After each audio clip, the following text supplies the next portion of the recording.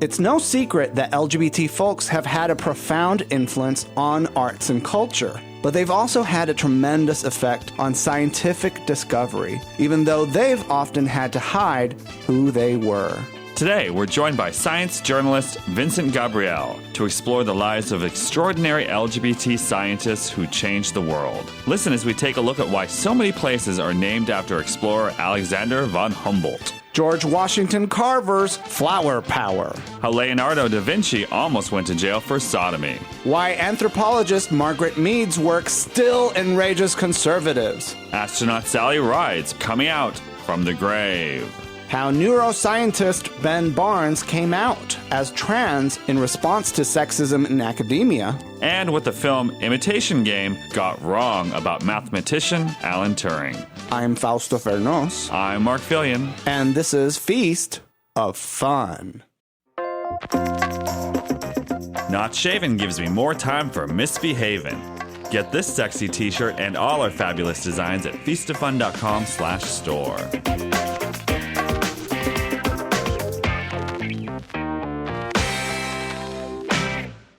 Hello. Hi, is this Vincent Gabrielle? This is. Hi, this is Fausto Fernos. And Mark Fillion from Feast of Fun. How are you today? Doing pretty well. Awesome. Good to hear. Yeah. I fell in love with your blog entry about Alexander Von Humboldt. Yeah, did it come across that Humboldt is essentially like a historical gay crush of mine? Yeah, a little bit. It was a little love letter to the past. Yeah, I would. Humboldt would date if I saw him on Grindr. Be like, let's do it. Let's do it. He was a good-looking Prussian scientist, ecologist, and you're also a person who loves trees and paleobotany. Can you tell the audience a little bit about your background of like your interest in science history? Yeah. So while I was in graduate school, I was doing the whole grad school thing and putting together a CV, and I was told that it was unprofessional to have an affiliation with an LGBT group listed on the resume because it was seen as unserious to be publicly out as a gay scientist. Vincent, what was the field of study that you were working on? Immunology. I was like building vaccines, studying the interplay of the immune system and bacteria, basically. Yeah, because HIV and gay people have nothing to do with each other. No, they don't. Really don't. Gay people never get sick. Well, there was a news article that just came out recently about these kids in high school. They show up at high school and they see a rainbow flag burned, and it said, "Gay guys die from AIDS more often." And it was like, well, I guess that is true, right? But like back in the day, it would have just been like, gays die from AIDS. But things have changed.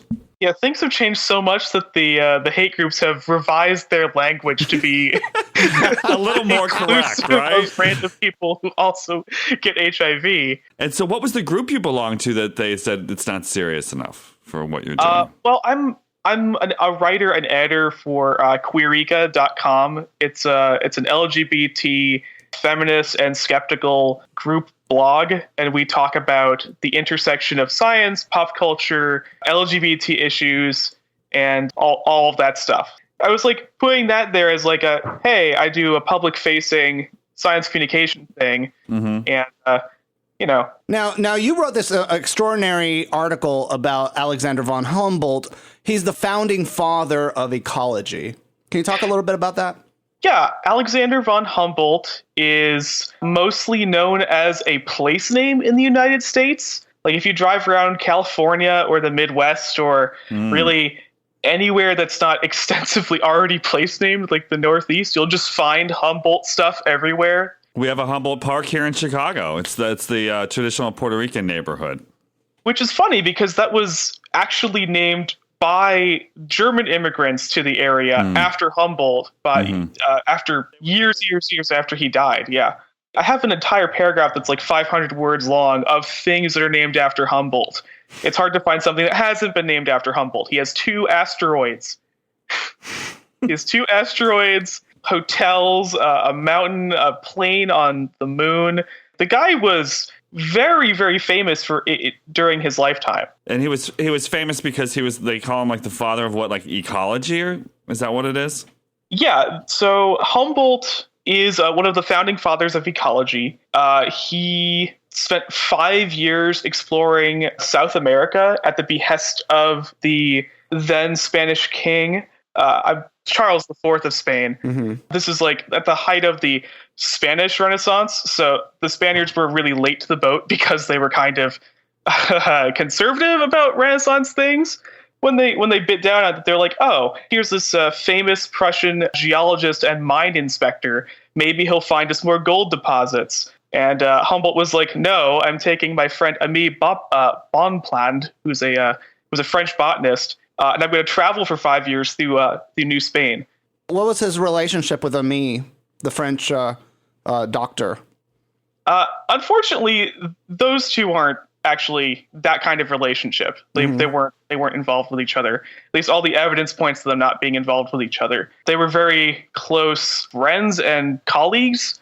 Aimé and Humboldt collected thousands and thousands of plant samples on their journey and took extensive measurements everywhere they went. They basically developed the idea that by measuring basically everything from like atmospheric pressure to temperature to the color of the sky, that you could develop an integrated view of the landscape, right? And the notion that like precipitation, temperature, elevation, all these things have an impact on the watershed and an impact on what plants and animals can live where. Yeah. He developed the concept of the habitat. And of course, going like to school in the United States, we learn about habitat and it just seems kind of commonplace. You look at like an otter, its habitat is the river and this is what it eats and that kind of thing. And its relationship to each other. And he's the guy that came up with it. Well, I mean, kind of. He came up with the idea of ecoregions, climate regions. So like, it's slightly larger in an ecological context than habitat. Habitat's just like a very local spot where an animal or plant lives. An ecoregion is an interrelated set of like geochemical, biological, and physical things that give rise to the conditions that let species thrive in an area. It was actually because of his study into ecology and his development of this interrelatedness of living things with the environment that he figured out that humans were actually causing environmental decay. He witnessed widespread deforestation and really bad ecological practices that were being perpetuated in New Spain by Spanish officials, and he linked them to decline in local health, watershed health. He's basically the first person to link human activity to climate change and to the degradation of the land around people. And Alexander von Humboldt also was I call him the first Carl Sagan. Oh, yeah, totally. Because he actually wrote a book called Cosmos. Yeah, he wrote a book called Cosmos with a K because German language. Cosmos is like 7 volumes and it's engraved. It's a beautiful, beautiful book. And he spent basically the rest of his life writing the book after this expedition. Every edition outsold Napoleon's book that came out roughly at the same time. That was the result of a collaboration of like 1,000 or so scholars that he imported with him while he was conquering North Africa. So Napoleon was really pissed off at Humboldt because Humboldt alone was outselling Napoleon's his works. Yeah. And like Carl Sagan, the von Humboldt Cosmos was sort of a global view of science and life and its interconnectedness. Yes, yeah. The Cosmos is a book rich with like the connectivity of life and the environment. Like there's stuff in there about like keystone species, the first observation of keystone species by a scientist, in that like in the Andean foothills, in the Llanos grasslands, animal life relies on the presence of the Mauritania palm. Without the palm, you don't get certain species in a region. You don't get communities of animals in a region. And so the biodiversity of that area is diminished. And that's one of the things that was one of the revelations that was published in this book. It seems really obvious now, but its obviousness is because most science in that field afterwards has been based on these observations. And Alexander von Humboldt was somebody who was independently wealthy, and maybe part of his interest in traveling and doing this sort of humanitarian science was because it got him out of the house and got him to meet some interesting people that he possibly may have had sex with. I mean, possibly and probably, but also he was just sort of driven to do this sort of thing from a young age. His parents' nickname for him was the Little Apothecary, because at the family home, he would just run off into the woods and gather plants and then press them and draw them and do all this stuff with them. He used to tend a garden as a child. Like, he did a lot of exploratory things that drove his staid Prussian family crazy because he was always out in the wilderness gathering things. He reminds me a lot of George Washington Carver, who another gay scientist who spent much of his life like talking to the plants and collecting them and listening to the flowers.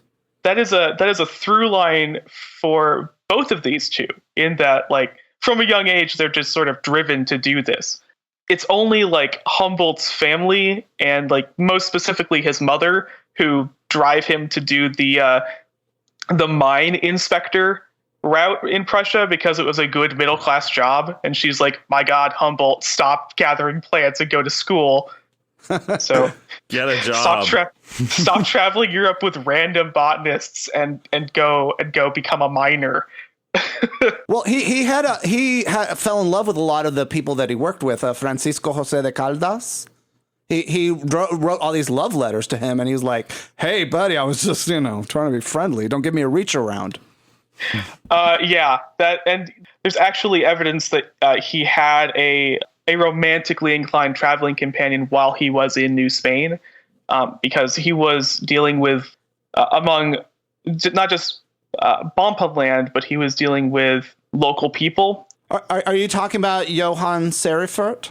Well, so while he was traveling, he made the acquaintance of Francisco José de Caldas. Mm-hmm. He's a Colombian naturalist and scientist.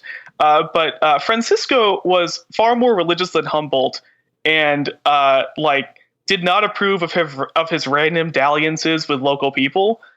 He had a young traveling companion that Francisco references in some of his letters, and I couldn't find this person's name. It's probably lost to history. Because you were researching all the stuff to write this article. It's not like a lot of his family and a lot of his love letters were destroyed or erased or buried or hidden. Yeah.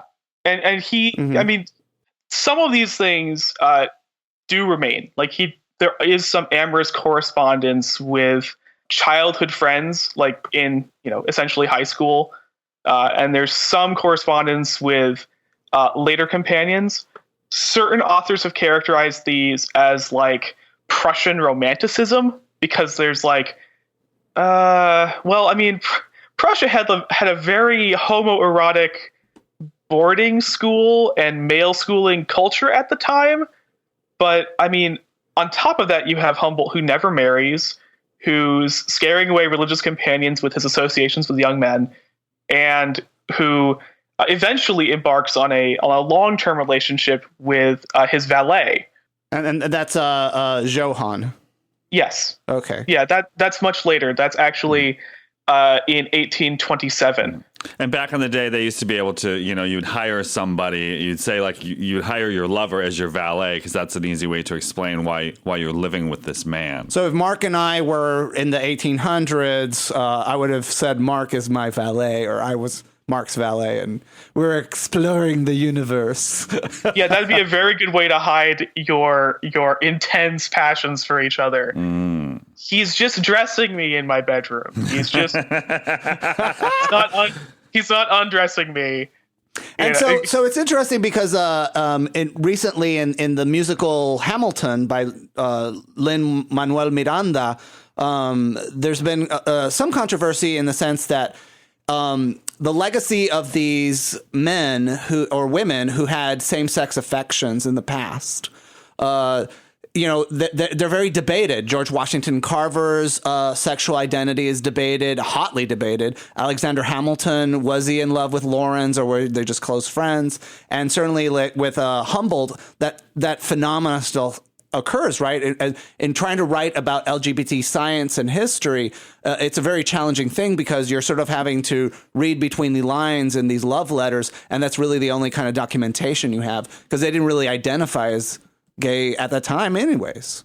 Yeah, they didn't have that word. Just after Humboldt's death in Prussia, there's actually the first documented case of a gay rights movement. There was a group that was trying to strike down that infamous paragraph, quote unquote, that forbade male on male consensual sex and relationships. So he never actually lived to see a point where he could openly be himself.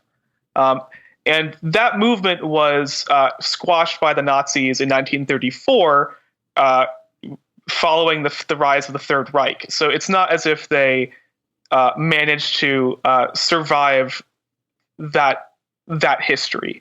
This is just actually, about is it 250 years ago that he lived, right? It's so we're dealing with also sort of the world turning its back on German history, and this extraordinary, loving, peaceful man, Alexander von Humboldt, was, speaking out against slavery, talking about ecology, talking to the flowers. This lovely person is largely forgotten because of the fact that we sort of associate, horrific images with German culture.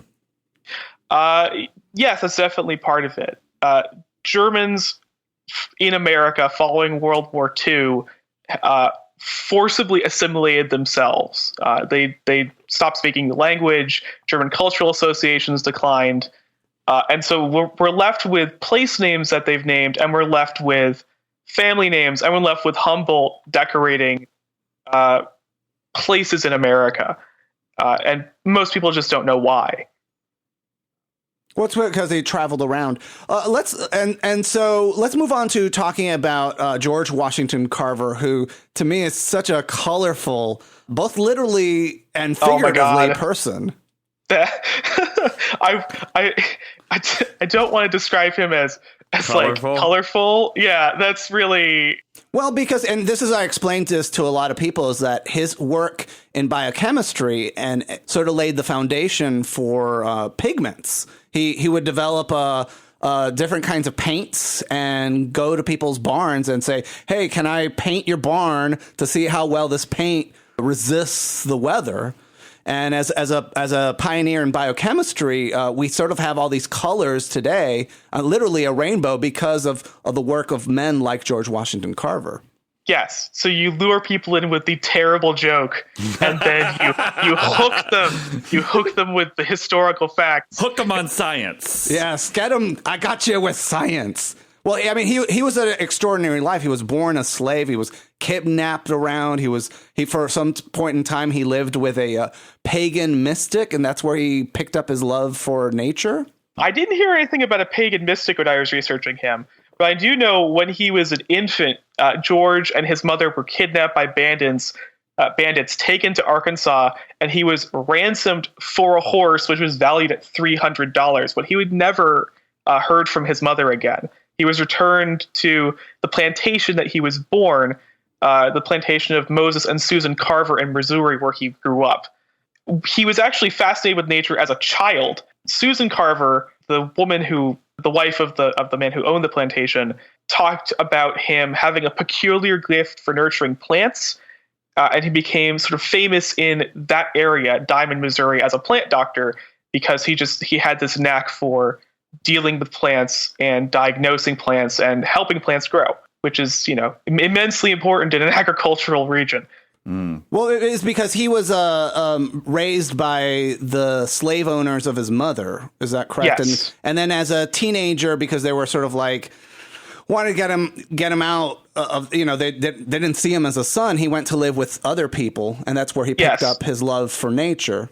Yeah, I'm not saying that the slave owners instilled in him his love. I'm saying that he grew up there and it was mentioned in memoirs that were dug up, or diaries that were dug up from that plantation, because he was of historical note. They didn't just seek them out apropos of nothing.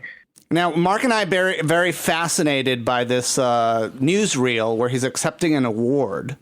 And in it, I'm going to do my best impersonation of him. Oh, please. He has a very high voice that kind of breaks, and he says, "I'm not sure I am worthy of this splendid citation, but I wish to say that also I thank you from the depths of my heart." And we were like, holy cow, the peanut guy was gay. That's how we discovered that he was gay. We're like, oh my God, he sounds gay. He sounds gay, right? And so we started researching all this stuff and found out that he was like living at Tuskegee College with Austin Wingate Curtis Jr., who was like 20 years younger, and they slept in the same bed together.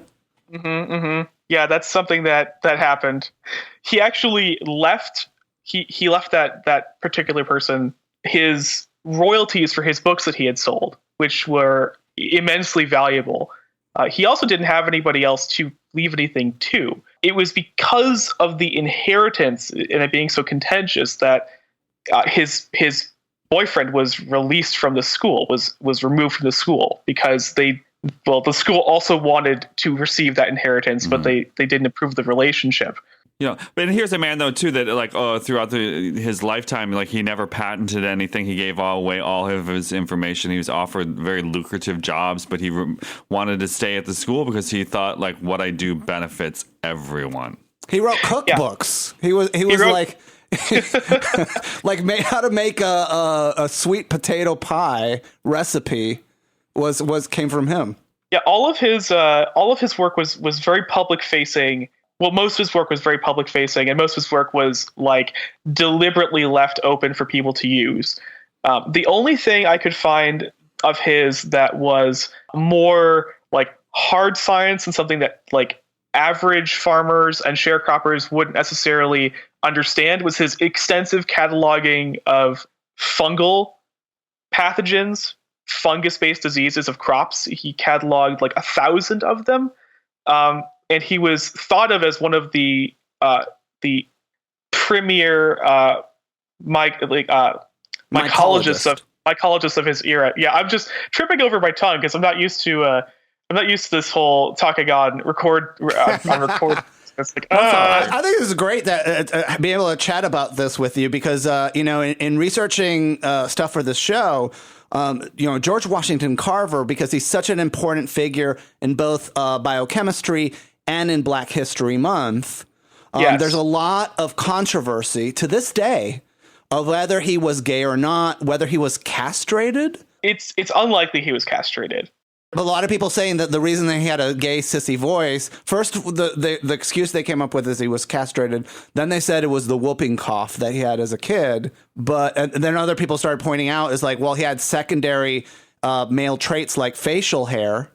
So had he been castrated or had been sickly as a child, he wouldn't have facial hair. It may not explain the way that he sounded. And what about all those hot peanut oil massages he would offer to students? Yeah, all of the wrestling with students and the massages he was giving people and the not really dealing with women ever in a romantic way, that kind of says to me that he was probably gay and probably very closeted about it. I mean, he was the most prominent Black scientist in the Jim Crow South. Mm-hmm. He was the spokesman for the peanut lobby at a time when it was intensely unusual to see a Black person in public life. There's just no way that you can risk exposure in that circumstance. He spoke in Congress, and he was sort of ridiculed and laughed at. Yeah, especially initially because they just were not used to seeing an African American in Congress. Southern senators specifically were just agog at it, like it was a circus performance. Well, and he liked him young and he liked him white, right? Because the guy that he left his royalties to was like a guy in his 20s, right? And he was a white guy. But I guess he had also fallen in love with somebody else named Jim Hardwick, who was like some kind of evangelist, and he was 23 years old. And so he was actually in a love triangle with this guy, but Jim was also singing a woman. But in the end, he left both of them for another woman. And then there was Henry Wallace. He also had a sort of a bromance with. I actually didn't run into Henry Wallace in my research. I'm sorry. He got around. This is the thing. It's like for a man of such humble origins, he changed the face of biochemistry. The Soviet Union offered him to go to the Soviet Union to help them raise crops. Yes. This was unprecedented. It just blows my mind because here we're living in a world at this time period where just racism is so toxic. It's so fresh. It's so thick. You can cut it with a knife. And the world just fell in love with this man. Yeah, he was admitted to the Royal Society of London, which was also unheard of. He was admitted to the National Academy of Sciences. He was, this massive national and international figure in science that at a time when that was like crazy for a former slave in the Jim Crow South to do that. And that's primarily why he's so important. Not for his cookbooks.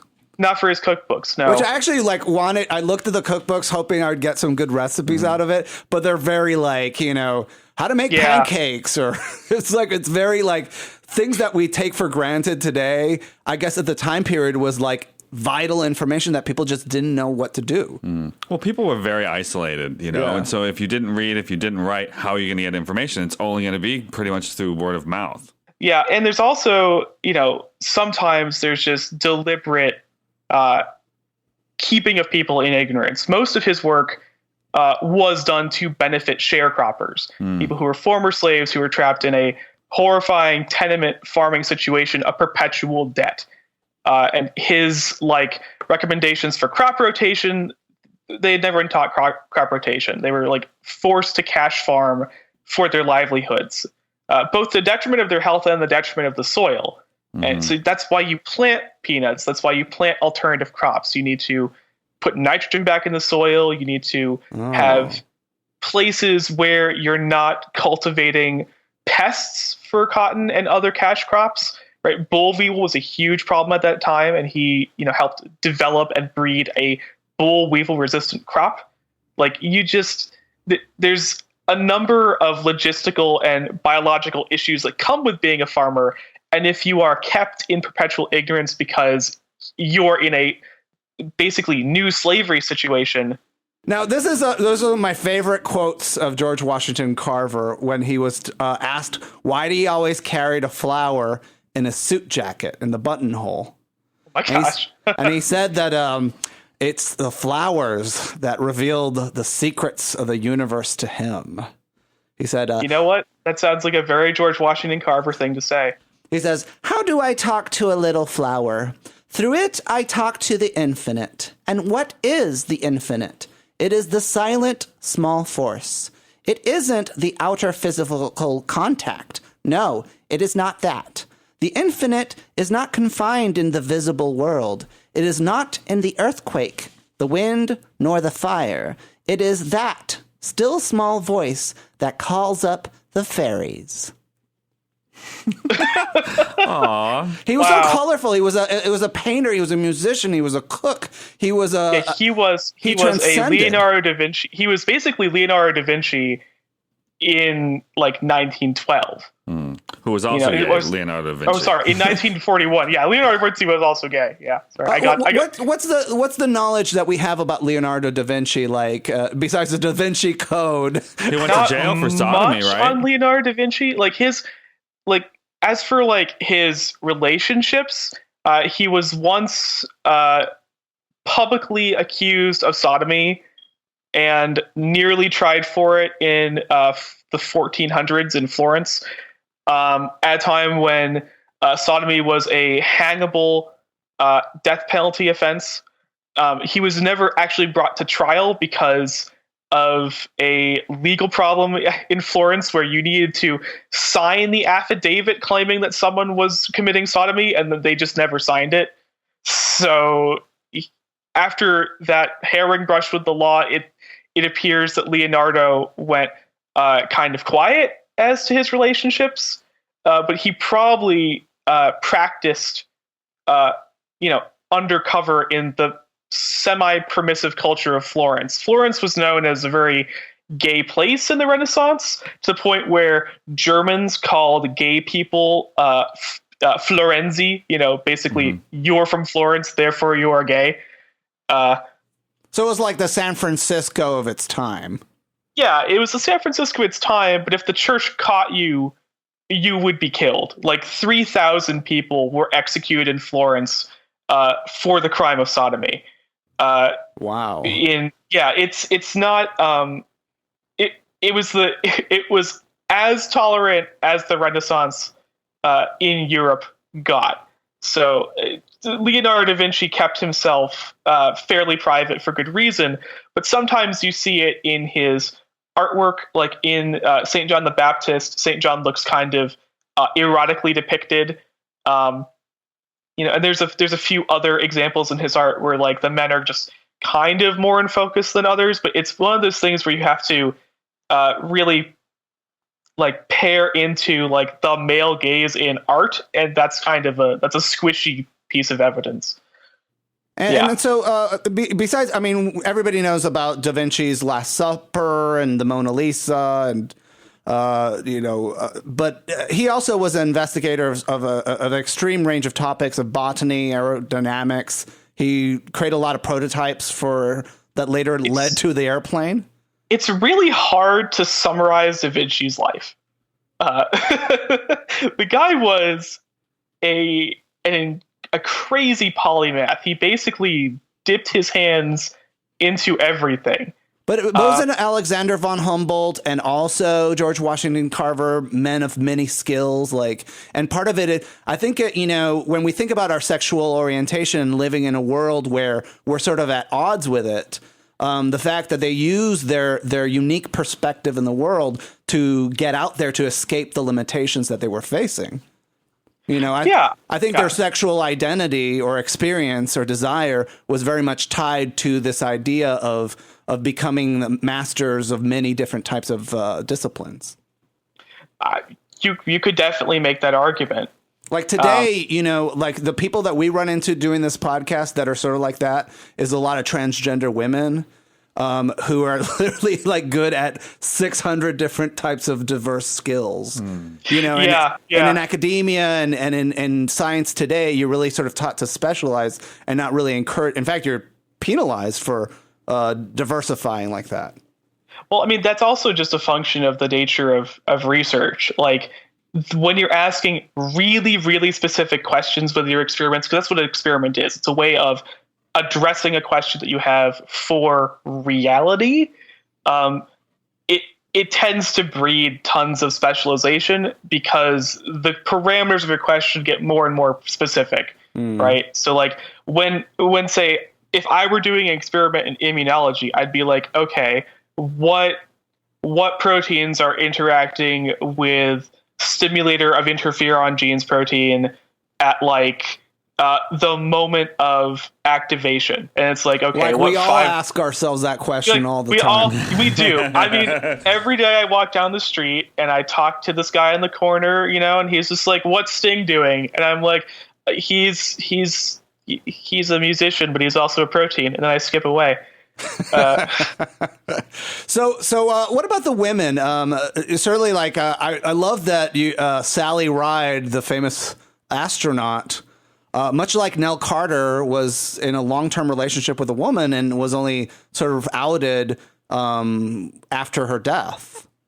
Yeah, Sally Ride is another case of someone who maintained her privacy about her relationship with Dr. Tam O'Shaughnessy for basically 30 years, for 27 years.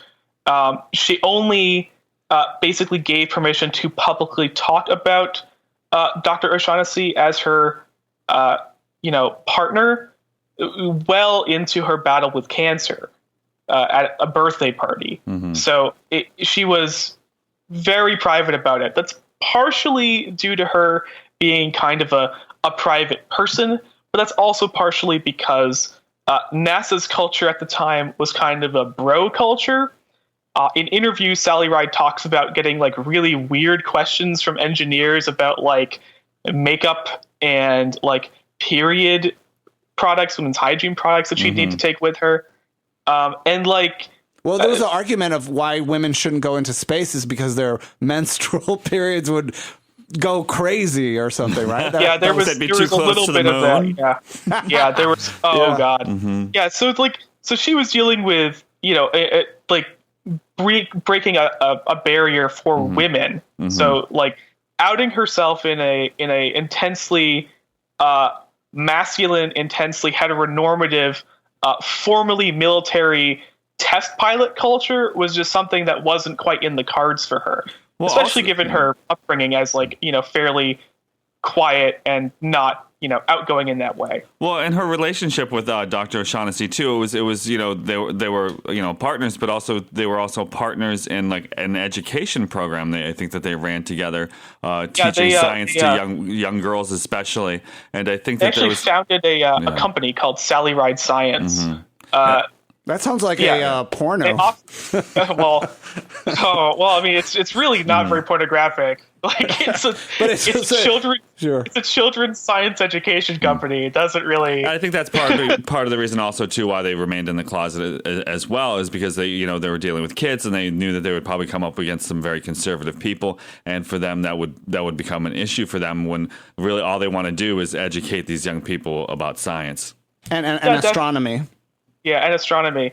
Dr. O'Shaughnessy actually is an education psychologist specialist, too. So her entire career revolves around analyzing, studying, and optimizing how to teach children. So it's already... So they sort of came forward at when Sally had passed on and Tam O'Shaughnessy was sort of retired? It was in her obituary, right? It was in her obituary. That's how she was outed. Yeah, in her obituary, she gave permission to have this done, but in her obituary, Sally Ride's sister actually talked about how Sally Ride was in this relationship with Dr. O'Shaughnessy, and then Dr. O'Shaughnessy talked about it in interviews later. They asked her, "Do you cry when your equipment malfunctions?"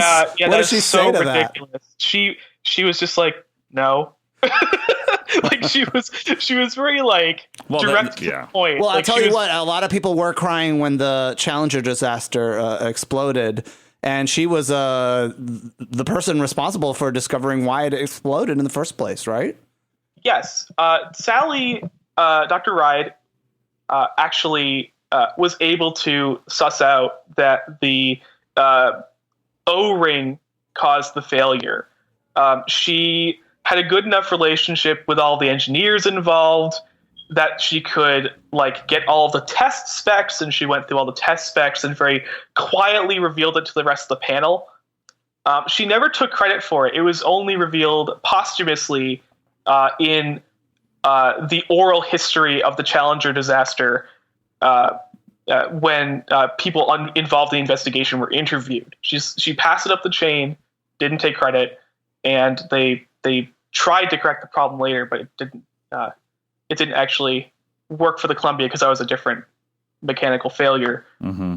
She also served on the Columbia disaster investigative team, and she's the only person to have served on both teams for the shuttle disasters, which is kind of a sobering and dubious honor, but it's definitely something that's worth noting. Well, gosh, in the 80s as kids, God, O-rings were everywhere, Like, yeah. Right? I mean, do you remember that as a kid? It's just like, those O-rings.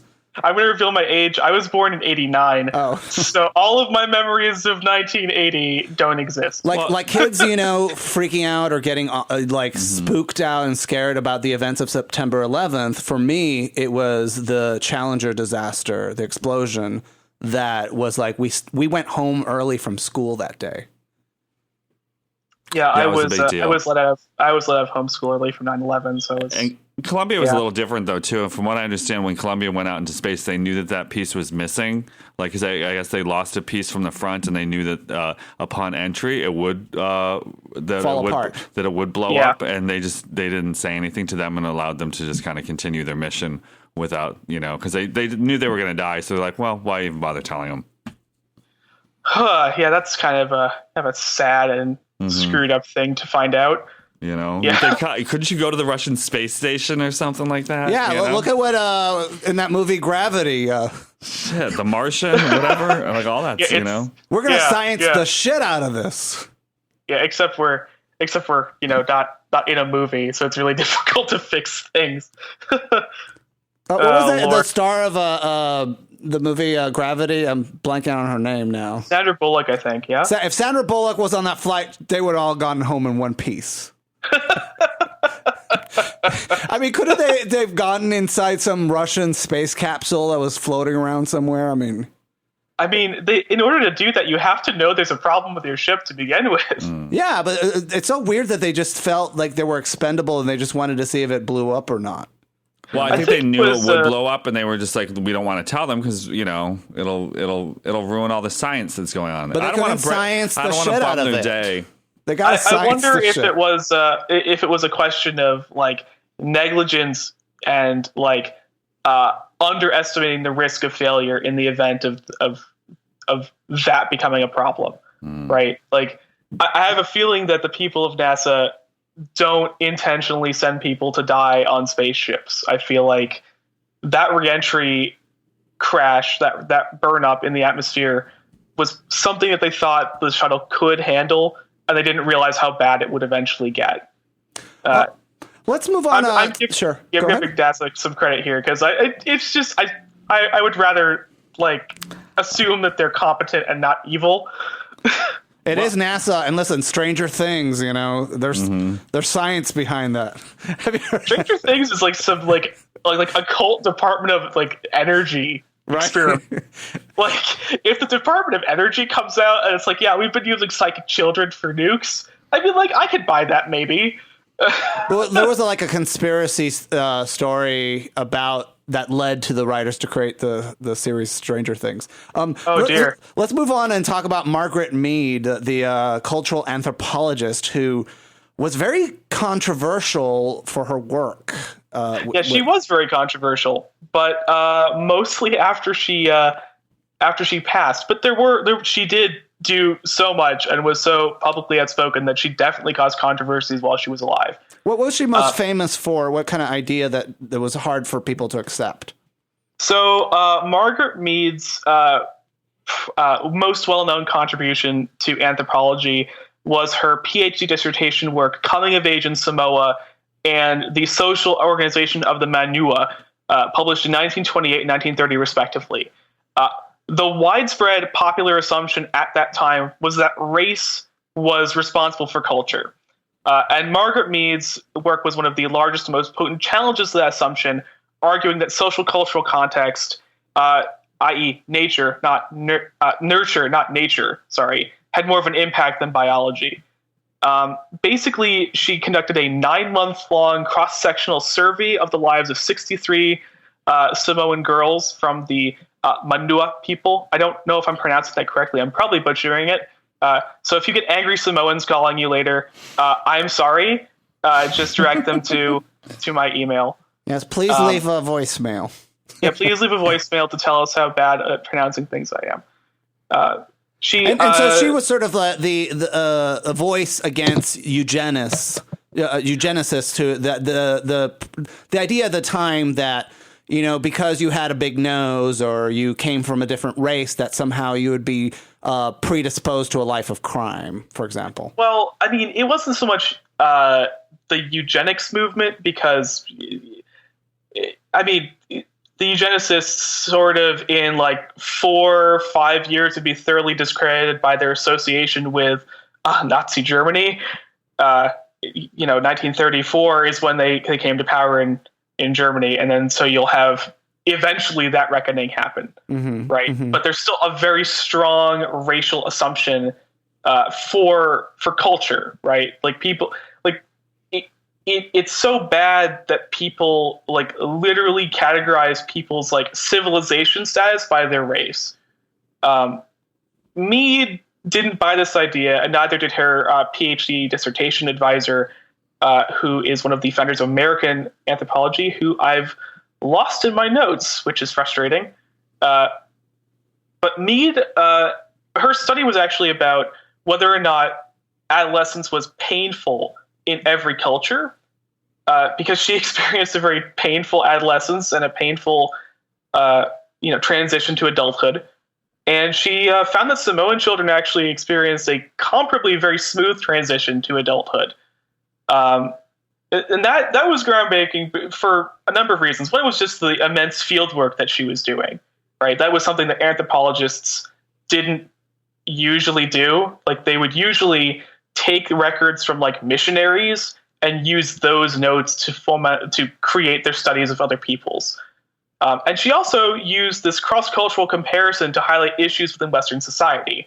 So the way that young girls and young boys are treated in the West was different than it was in Samoa, and that can cause psychological issues. That was her primary contribution to the literature. At least that was her big splash moment for anthropology. And then afterwards, she just kept on rolling. She literally never stopped writing.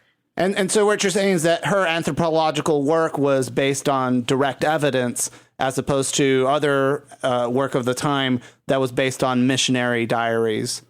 Yeah, she was making direct observations. She was taking notes herself. She was conducting interviews with people, observing daily life, observing ritual, observing people as people are, which is, important when you're studying people. I know it's shocking, but to study people, you kind of need to be.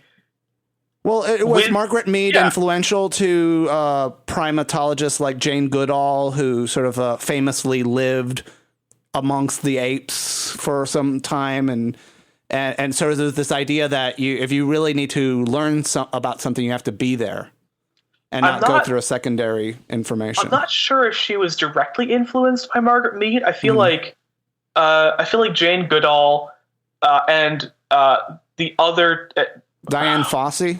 Diane Fossey, and who was the third one? The one who did orangutans. There were three women all at the same time who were sponsored by Louis Leakey, one of the great anthropologists, primatologists, and scientists of his time. And he encouraged them to go into science, support their research efforts, and they studied the three great ape species, respectively. Jane Goodall with the chimpanzees, Fossey with the gorillas, and I'm so annoyed that I'm blanking on her name, with the orangutans. They were called Leakey's Angels. This is like before Charlie's Angels, they were Leakey's Angels, and they were ethologists and primatologists. Beirut Galdikas? Is that her name? Am I getting her name? Birute Galdikas is what it says here. She's right. The orangutan lady. I'm just gonna. That's what Wikipedia says. Listen, there's all these photos of her with orangutans. Yes, that's her. That's her. Yes. Sorry, I just pulled up the wiki page to supplement my faltering memory. Goodall, Fossey. I had no idea. So there were three women who in media and popular culture whose names are switched around, because for a while, like Diane Fossey and Jane Goodall's names were used interchangeably. Yeah, no. They did similar work, but very different work. Yeah, but it's that movie Gorillas in the Mist, that sort of like nailed, get off my mountain, and that sort of like influenced a lot of the people's concept of this idea of a person sort of living in isolation and studying cultures or nature. I think with them, the field observations thing is a new development in ecology and primatology, because previous studies had mostly been done on like hunting expeditions or on zoo animals, which are not good test subjects for that sort of thing. You're not seeing the full spectrum of behavior, right? If you're hunting an animal, clearly got a different mindset, and you're trying to stuff it and turn it into a specimen. If you're studying a zoo animal, that's not a natural environment. The animal's under stress, duress. It's not normal. And what was Margaret Mead's? Because especially in the early '90s and late '80s, Christian conservatives were always like Margaret Mead this and Margaret Mead that. They always felt like they used her as a scapegoat about the liberalism in academia. Yeah, Margaret Mead. There's a number of reasons why conservative Christians wouldn't like Margaret Mead. For one, she talks about like the sexuality of other cultures. In Samoa, apparently it's more sexually permissive, or at least it was before Christian missionaries got to that particular group of people. She wrote about gender roles and sex in different tribal peoples in the South Pacific, the Arapesh, the Chimbri, and the Mungdugmor. I don't know. Again, I don't know how to pronounce any of these. The idea there is that both gender roles and sexuality are things that are culturally transmitted. In the Arapesh, she noted that men and women were both peaceful, and neither men nor women really made war. There were like individual conflicts, but war as like a meme, as an innovation, wasn't there. The Chimbri had men who were very interested in magic, in their appearance, and in like basically hiding secrets from women, because if they knew their secret names, they could steal their sorcery powers away. So the idea was that like men, because of this, like these secret male cliquey things had this like mystique to them that we would attribute to, say, witchcraft and women in our culture. Sure. Because we're running out of time. I'm sorry. There's so much stuff. Yeah. There's so much stuff to cover. Ben Barnes, the famous transgender neuroscientist. Ben Barnes is so amazing. Ben Barnes came to my attention in 2006 following the president of Harvard. I cannot. Lawrence H. Summers in 2006 gave a very public speech about why there weren't women in science, and he attributed that to women being unable to science because brains. Like, I'm paraphrasing, but it wasn't a great. When they run into problems, they start crying, like Sally Ride did. Yeah, because Sally Ride totally cried. She was like, "Oh, those O-rings." Yeah, no, she. Yeah, it's just nothing but tears there. Nothing but. Listen, people were crying about that Challenger disaster. That really. I mean, an emotional reaction to disaster is totally real, but like Sally Ride was a really level-headed person. So Bars, who had already transitioned, while he was at Stanford, took Summers to task in articles and interviews. Right. I quote, "People are still arguing over whether there are cognitive differences between men and women. If they exist, it's not clear they are innate. And if they are innate, it's not clear they're relevant. They're subtle, and they might even benefit women. But when you tell people about the studies documenting bias, if they are prejudiced, they just discount the evidence." And he talks a lot about like his life as a female scientist before he transitioned, right? So he's been acute, like as a woman, when he, got the highest score on tests or did more research or better research than his counterparts, they would often accuse Bars before the transition of cheating or give awards and grant money to the male scientists, right? So he's like, no, the reason why women don't succeed is because they're driven out. And I've seen literally both sides. And like Bars isn't just doing like fantastic research on like Alzheimer's and the role of glial cells in like neuron and synapse formation. Really complicated, really intense research. He's advocating for female students and LGBT students in his professional life, which is something that's actually quite hard to do as a scientist, because there's still this prevailing thing in modern academia, especially the sciences and engineering, that if you do anything that's not science, you are unserious and uncommitted, right? Like, people don't talk about their hobbies. They don't talk about their spouses, their kids. or their sexualities because it's seen as something that's not professional. Well, they also feel like it draws attention away from their work. That's another problem too. Mm-hmm. Yeah, and on top of that, you have an incredibly competitive granting structure that tends to be overseen by the previous generation of scientists who might not be public about their biases, but probably have them. So there's nested problems with being both a woman and being open as an LGBT person in modern research. Especially if you're transgender, it's really bad. Yeah, and so for the vast majority of the people we talked on today's show, it's a lot of them are sort of, put aside their identities, their desires, and really in the quest of making the world a better place and in the pursuit of knowledge. Yeah, that's the unfortunate part about investigating LGBT history, or really the history of any marginalized group, is that you have to deal with either the burying or sublimation of that part of themselves, that identity, or you have to deal with them fighting direct discrimination and public discrimination because of something they can't hide. Last but not least, the movie The Imitation Game has drawn a lot of attention to LGBT scientists, most famously Alan Turing, the mathematician and sort of the founder of the modern computer. How accurate was that movie to his actual life? Did he commit suicide? Was he murdered?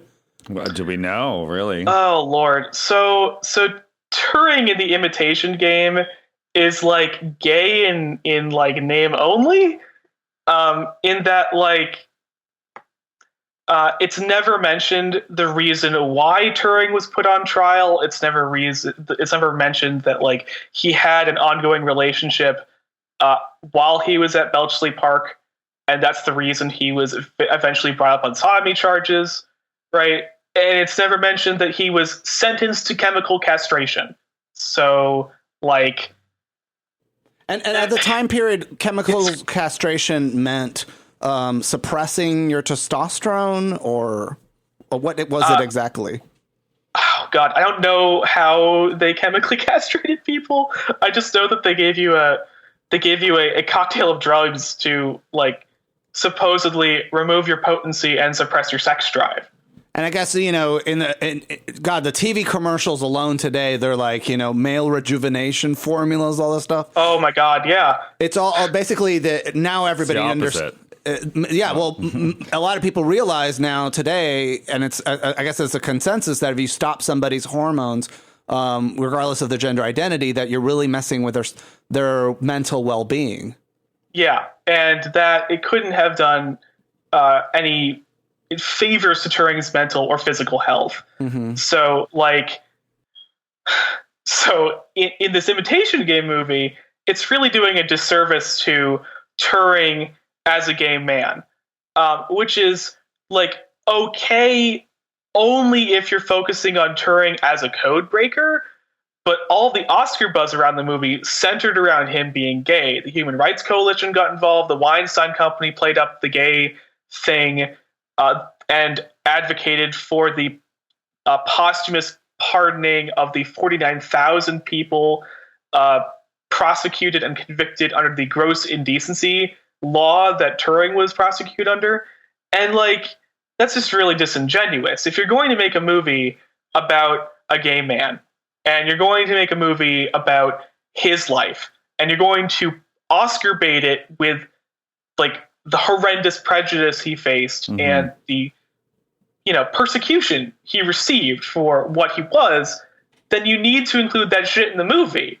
You can't it was kind of subtext, really. I mean, you see he has this relationship in school with this young boy named Christopher, and then you find out that's what he names his computer, Christopher, after him. So the world's first computer was gay. I guess that's cool. Computers don't have feelings yet. Well, it was named after somebody he was in love with, And right, so, but like that's not that's a tribute, sure, but like it's not a full realization of Turing as a gay person, right? And I don't know. Like, do you feel like it would have been good if they had an extended karaoke segment in the movie? Or, I mean, was Alan Turing not kind of a square kind of guy anyways? I mean, it's not like he was like, going to drag shows in the UK, was he?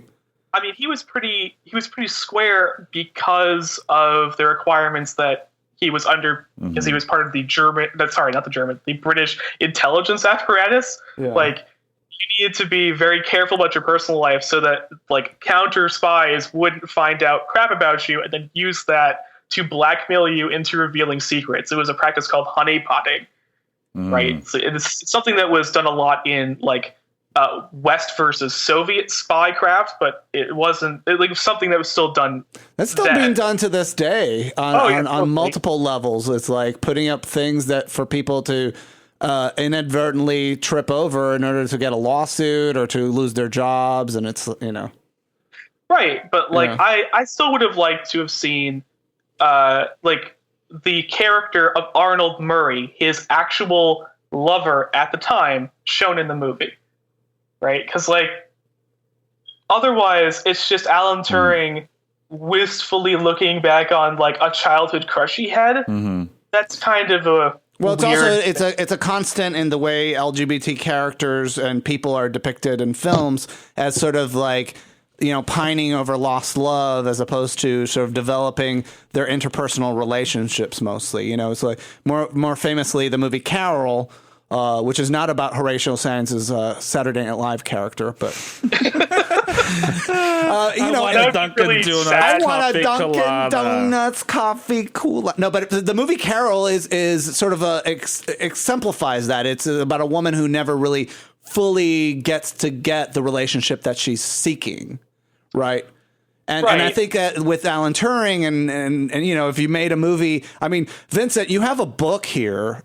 This extraordinary research that you did for this podcast, and I'm not kidding. Like, hit up a publisher and get some money out of this, because it's really an extraordinary contribution you did to our audience, and it really, I feel like we just scratched the surface here. Oh God, I pulled up so much more stuff than we had time to cover. I had no idea how long your podcast would go or how long you would interview for.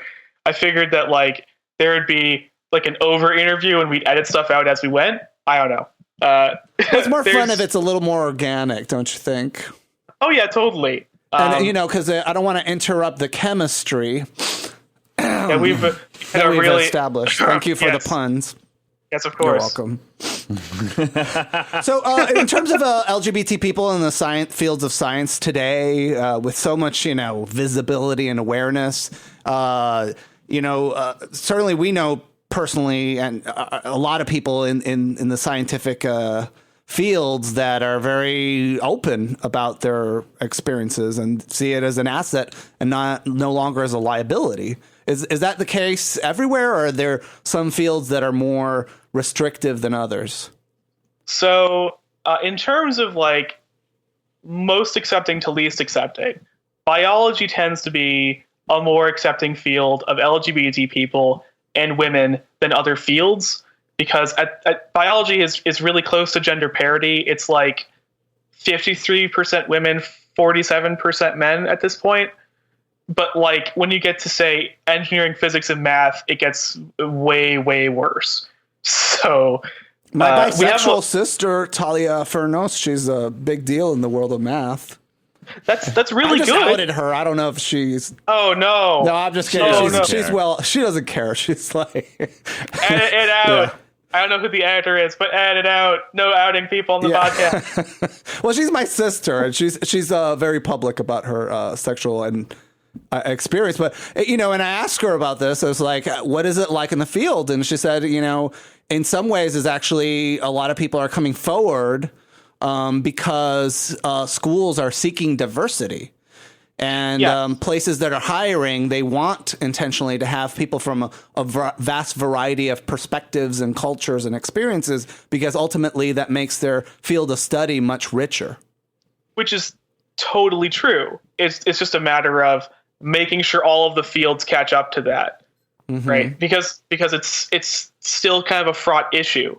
Like if you're, say, a graduate student or a postdoc, someone who's working for very little money and is kind of tenuously under the control of a established scientist, it's a lot harder to be out. And it's a lot harder to be open. It's only people who have like it's usually people who have a lot of publications, a lot of grant money, who have the luxury of like always being out, because at that point they're established and nothing that they do is going to be seen as like something weird, barring something criminal. Well, and if you were the son of a wealthy Prussian family today, you would just go to circuit parties. You wouldn't sort of like cultivate a whole new field of study. If I were a wealthy Prussian person today, I would be a historical anomaly because Prussia was absorbed into the greater state of Germany. But I would also still do science because, by God, it's way more fun to like dig up dinosaur bones and name stuff after yourself and like see like and like get kids excited about things than it is to like do a bunch of drugs and like pass out unconscious somewhere. At least for me. Maybe I'm not very much fun to party with. You're great to talk to, Vincent. Two questions that I never ever feel like I ever got to know the answer, and this is more about women in science. And I don't know if you're familiar with this. Mary Anning, she was a young girl who discovered one of the first complete dinosaur fossils of an Ichthyosaurus, which kind of looks like a dolphin lizard. Yes. I'm very much aware of her. What happened to her? She is one of my homegirls, sort of, historically speaking. Yeah. I would go out with her and like drink because she definitely would have needed it. She was fun to be around. Mary Anning was one of the founding people in paleontology. She lived in, I think, Devonshire in England. And she was like instrumental in our understanding of paleontology. She did discover the first intact ichthyosaur fossil and reconstructed it. She also was responsible for discovering 5-10 other extinct species, and all of her discoveries were bought by people who belonged to the Royal Society of London, and she never got credit for anything. She was never admitted into the Royal Society or the Geological Society because she was a woman and because she was born to a working class family. It was only after she died, after a long struggle with breast cancer, that they felt guilty and eternally memorialized her in the local church by purchasing a gigantic stained glass window with her and her fossils on it. You've heard that nursery rhyme, she sells seashells by the seashore. Oh, yeah. Mary Anning is that she. She is the origin of that nursery rhyme. Oh, I had no idea. That's fantastic. You know, my friends and I picked up on that story back in the early 90s, and we just became obsessed with her. There was a point in college where I was so obsessed with her, I literally wrote a sestina about her. A sestina is a 16-line, I think it's not 16-line. It's like a 6-stanza Italian poem form where you remix words in different orders. It was an intensely nerdy thing of me to do. Now, and I want to quickly touch on Ada Lovelace, who hackers call the first hacker in history. Yeah, she was really cool. So she programmed, I guess, the Babbage analytical engine. With punch cards, I think. And I guess that the reason they did it is so they could figure out horse races. They were like compulsive gamblers. Yeah, it was primarily about figuring out how to bet optimally. Oh wow! Although I have to admit, I didn't get into the Ada Lovelace story as much because I didn't know we'd be talking about her. No, I just wanted to bring it up because I've always been fascinated with these two women, and you're the only person that I know that could actually talk. Because I guess she was the daughter of English poet Lord Byron. Yep. And she grew up in a house of like moping angst and poetic imagery, and she was like the hardest mathematician ever. and she liked to drink and gamble, and she was a party animal. Oh yeah, totally. You know, she was a woman of loose morals, as they would say. Hell yeah. I imagine after living with Lord Byron my entire life as a child, I'd just be like, fuck it. I'm partying. I'm doing tons of math. I'm going to find Lord Babbage. We're going to program a goddamn computer before it's called a computer. And I'm going to live my life. You know? Like... do you know, or I wonder if anybody who's listening to this right now, how good was she at figuring out the horse races? Oh, God. Like, was she successful at it? Or I honestly do not know. Well, I have one little piece of science trivia for you. Good. Did you know that WYSIWYG, what you see is what you get, is inspired by a drag queen? I don't know what WYSIWYG is. So WYSIWYG is it's a term in the early 90s to describe web design. Yeah. So when we used to code with HTML websites, you didn't always see what you got, right? And so there was a lot of software being developed that allowed coders to see what they got, and hence the term "what you see," WYSIWYG, or "what you see is what you get," and that comes from Geraldine. Flip Wilson's drag character. She used to say, "What you see is what you get," because people were always looking at her dressed in drag going, I don't know what's going on. But yeah, WYSIWYG is what computer engineers designate a text editing system that appears on screen much as it will appear in print. So. And Geraldine influenced RuPaul, and in the movie Star Booty, the institute, the school. Film.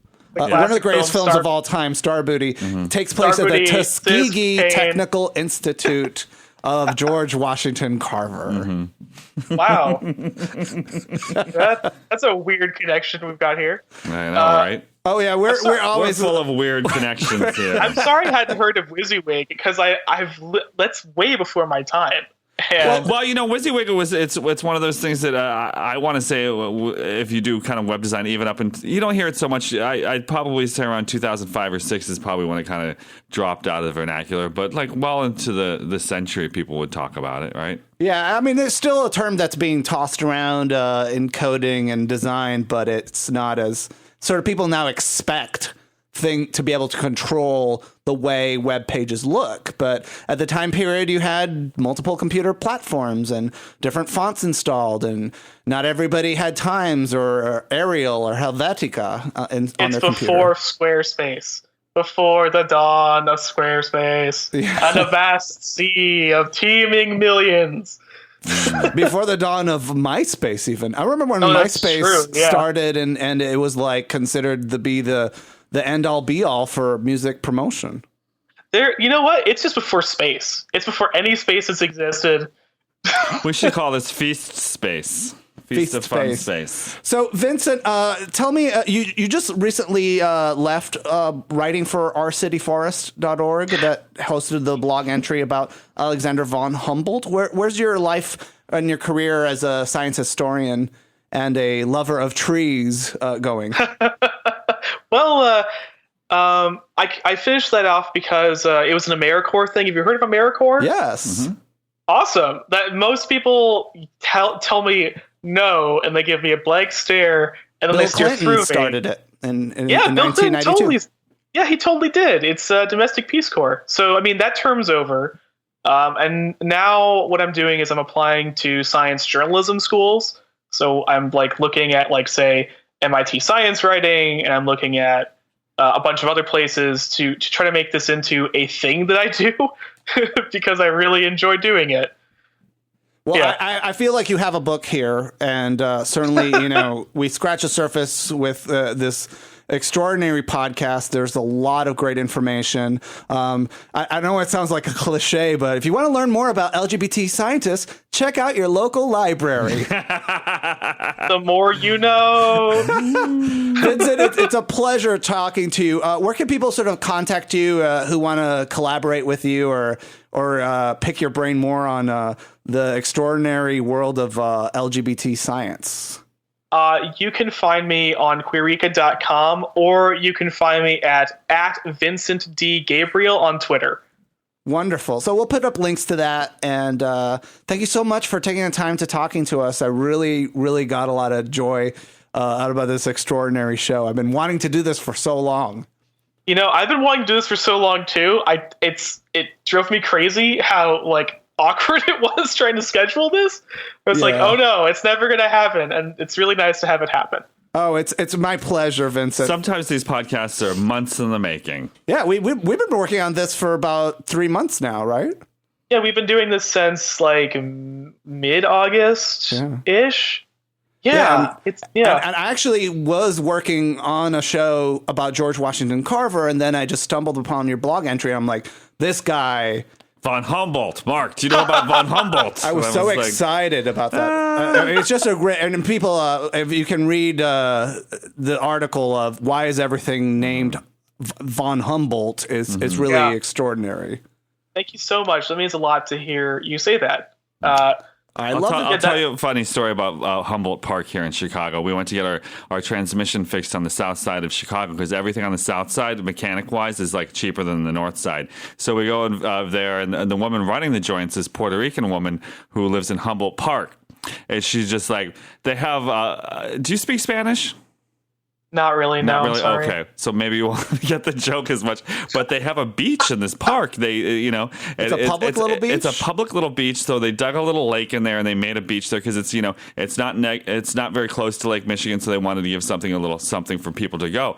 And she goes, and it's called Mahoney Beach. And like I was like, okay. And so she's just like, and the reason why it's called Mahone Beach is because you go in there and like you'll see a piece of Mahoney floating around, and Mahoney in Spanish. Mahones. Mahone is poop in Spanish. Oh my so God. they call it Poop Beach. God, I'm flashing back to a conversation I had with my grandfather growing up in the north end of Boston. And he's like, yeah, we would go swimming out in Boston Harbor and we would just dodge the turds. And I'd be like, Jesus. Yeah, back in the day, it was like raw sewage ruled the land. Gross. Can we attribute Humboldt's work to our sort of an understanding of the fact that you got to keep the parks and beaches clean? It's like I think that's actually the work of it's not Lister. There's an English epidemiologist who figured out that Listerine? No, Lister, yeah, that's actually Listerine. He figured out sterilization in surgical equipment, Dr. Lister. Really important. They didn't do that before, hence gangrene. But there's another guy who figured out that you could trace infections back to fecal contamination in wells in London because there was a typhoid epidemic, and I'm blanking on his name. It's going to drive me insane. Then we're going to hang up this podcast, and then I'm going to remember it, and then I'm going to text it to you in all caps.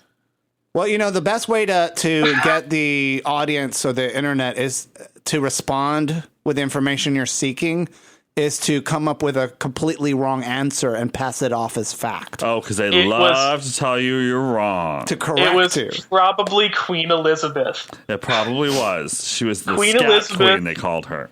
Yeah, the queen of scat. She rode upon her horse, who was named Dookie, and discovered... If I shit in this well, they'll all get sick. Vincent, it's a pleasure chatting with you.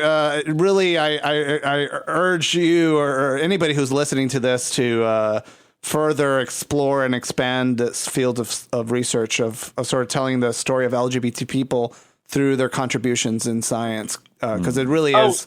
It's a great story and it's great information.